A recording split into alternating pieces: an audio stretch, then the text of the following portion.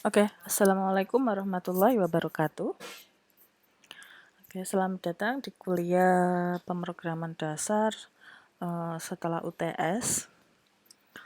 Untuk kuliah ini, materi yang akan kita pelajari terdiri dari fungsi atau subprogram.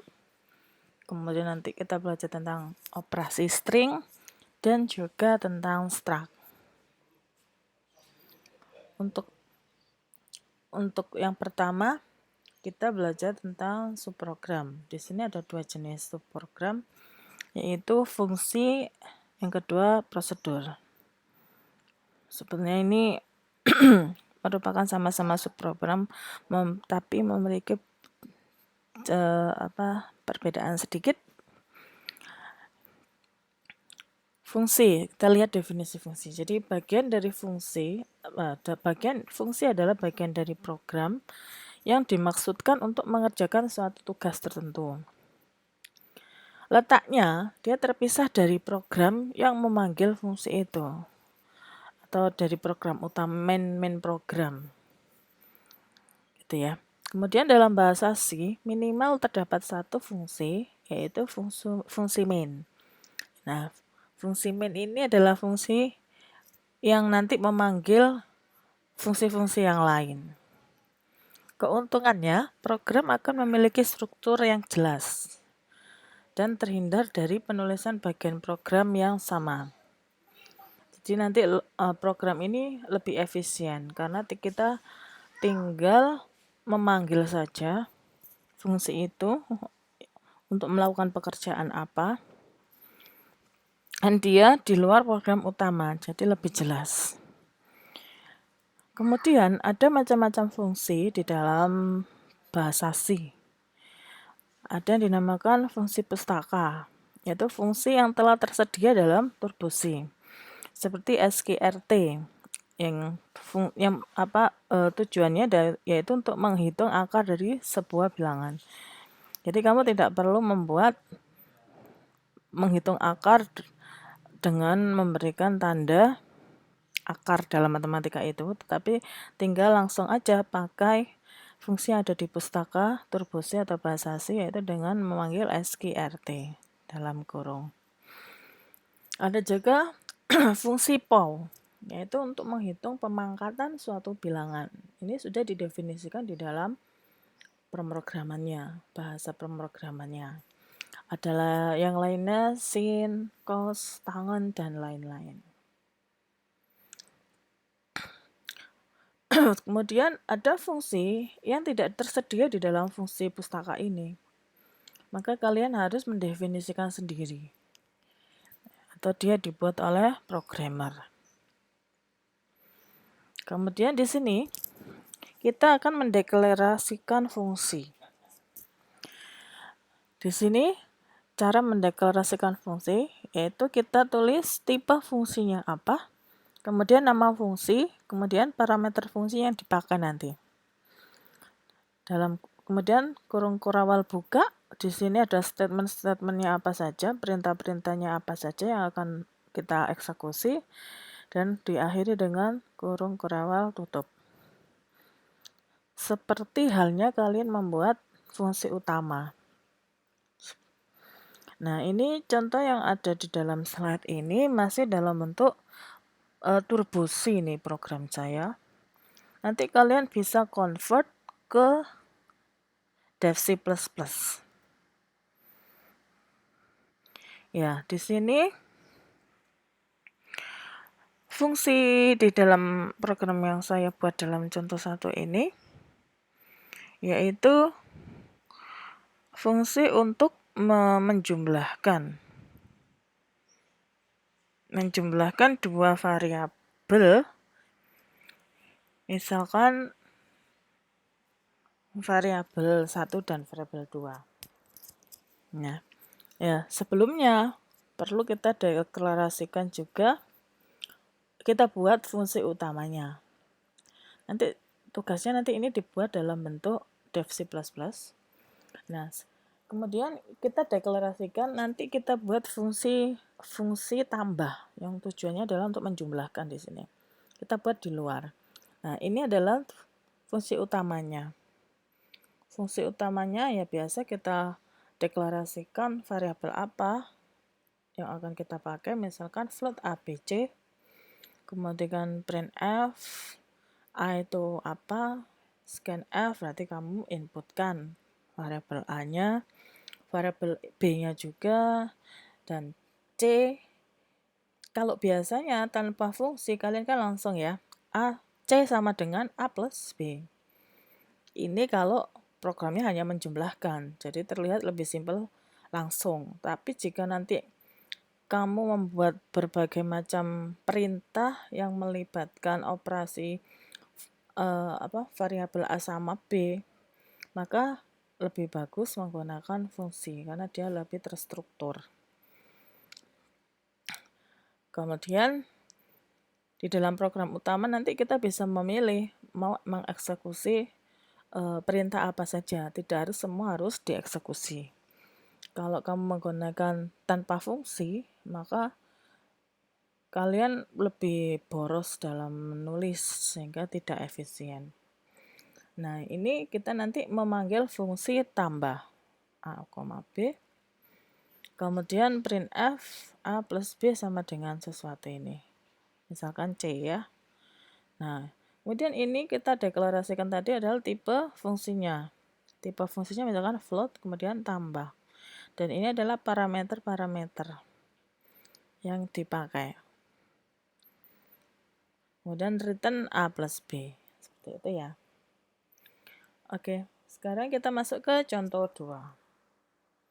Di dalam contoh 2 ini juga sama. Ini adalah program untuk mencari faktorial suatu bilangan di dalam pemrograman dasar dulu atau mungkin dulu di Algebra. Kan kalian sudah diajari cara mencari bilangan faktorial. Nah, sekarang faktorial ini dibentuk dalam fungsi tersendiri di luar fungsi utama. Sehingga dalam fungsi utama kita hanya memanggil fungsi faktorialnya saja, sedangkan untuk program faktorialnya sendiri ditulis dalam fungsi faktorial. Seperti ini. Oke. Nah, ini seperti biasa. Jadi ini long in untuk faktorial ini ditulis di luar fungsi utama. Oke, kemudian hal yang perlu diperhatikan dalam penggunaan fungsi. Kalau tipe fungsi tidak disebutkan, maka dianggap sebagai fungsi dengan nilai keluaran bertipe integer. Untuk fungsi yang memiliki keluaran bertipe bukan integer, maka diperlukan pendefinisian tipe fungsinya. Bisa float, long in, atau yang lain. Untuk fungsi yang tidak mempunyai nilai keluaran, maka dimasukkan ke dalam tipe void. Kemudian pernyataan yang diberikan untuk memberikan nilai akhir fungsi berupa pernyataan return. Jadi kalau tidak ada return, dia berupa tipenya nanti memakai tipe void. Kemudian suatu fungsi dapat menghasilkan nilai balik bagi fungsi pemanggilnya. Parameter. Sekarang ini penjelasan tentang parameter. Parameter merupakan suatu nilai atau referensi yang dilewatkan ke dalam subprogram tertentu. Yang kita lihat di dalam contoh tadi, setelah tipe fungsi, kemudian nama fungsi, dalam kurung itu adalah parameternya. Nah, ini adalah suatu nilai atau referensi yang dilewatkan ke dalam subprogram tertentu. Keberadaan parameter mempengaruhi proses maupun nilai yang terdapat dalam subprogram itu sendiri. Dan parameter itu harus memiliki tipe data tertentu.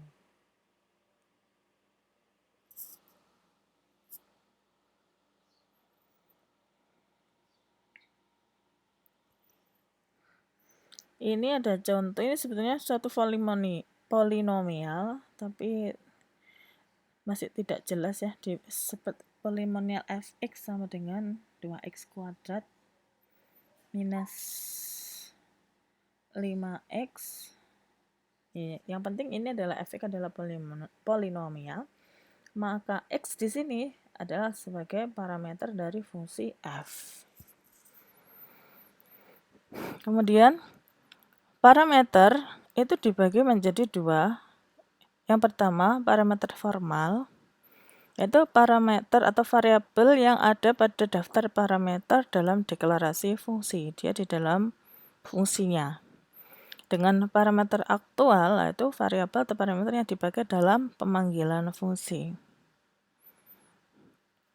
Dalam contoh program pertambahan, contoh 1 tadi, di atas parameter formal terdapat pada pendefinisian fungsi. Maka seperti ini, coba dilihat bahwa di dalam kurung ini float a, x, y itu adalah parameter formalnya.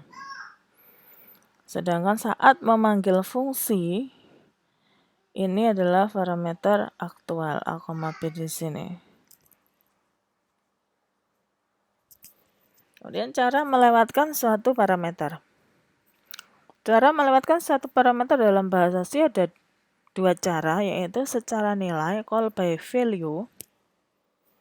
Itu yang call by value akan menyalin nilai parameter aktual ke parameter formalnya. Karena parameter formal ini yang akan memanggil fungsi. Kemudian yang dikirim ke fungsi adalah nilai dari datanya, bukan alamat memorinya yang ada di dalam komputer. Dan fungsi yang menerima kiriman akan menyimpannya di alamat terpisah dari nilai aslinya yang digunakan oleh bagian program yang memanggil fungsi. Kemudian perubahan nilai fungsi atau parameter formal tidak akan merubah nilai asli dari bagian program yang memanggilnya. Kemudian pengiriman parameter secara nilai adalah pengiriman searah, yaitu dari bagian program yang memanggil ke fungsi yang dipanggil. Pengiriman suatu nilai dapat dilakukan untuk suatu ungkapan, tidak hanya untuk sebuah variabel, elemen array atau konstanta saja.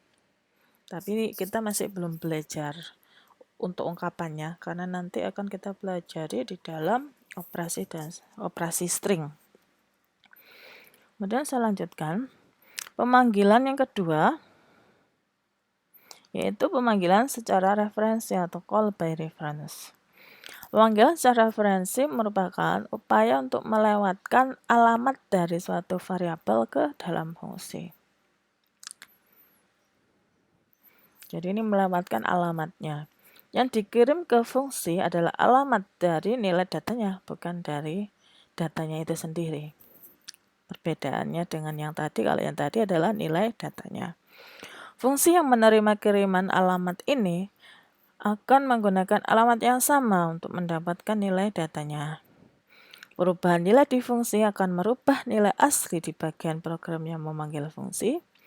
Kemudian pengiriman parameter secara referensi adalah pengiriman dua arah, yaitu fungsi pemanggil ke fungsi yang dipanggil dan juga sebaliknya. Ya, karena kita diberikan alamatnya sehingga bisa dua arah. Pengiriman secara acuan tidak dapat dijadikan untuk suatu ungkapan. Untuk ungkapan tidak pakai pengiriman secara acuan atau referensi. Sekarang ini ada beberapa penggolongan variabel. Di sini variabel itu bisa digolongkan berdasarkan kelas penyimpanannya.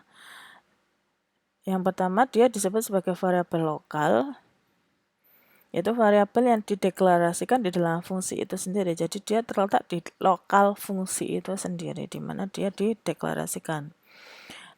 Variabel lokal ini memiliki sifat-sifat secara otomatis akan diciptakan ketika fungsi dipanggil dan akan hilang ketika proses eksekusi terhadap fungsi berakhir. Dan dia hanya dikenali di dalam fungsi itu sendiri saat dia dideklarasikan di dalam fungsi itu. Kemudian tidak ada inisialisasi secara otomatis. Kemudian dideklarasikan dengan menambahkan kata auto. Bisa jadi tanpa juga tidak apa-apa, karena ini adalah opsional. Kemudian variabel yang kedua yaitu dikatakan sebagai variabel global atau eksternal. adalah variabel yang dideklarasikan di luar fungsi. Sifat-sifat variabel global dia dapat diakses oleh semua fungsi. Kemudian jika tidak diberi nilai awal, secara otomatis dia bernilai 0. Dan dideklarasikan dengan menambahkan kata extern, atau ini juga opsional, tanpa ditulis extern juga tidak apa-apa. Kemudian ada variabel statis, ada variabel register. Nah, ini kalian bisa baca sendiri. Ya, oke.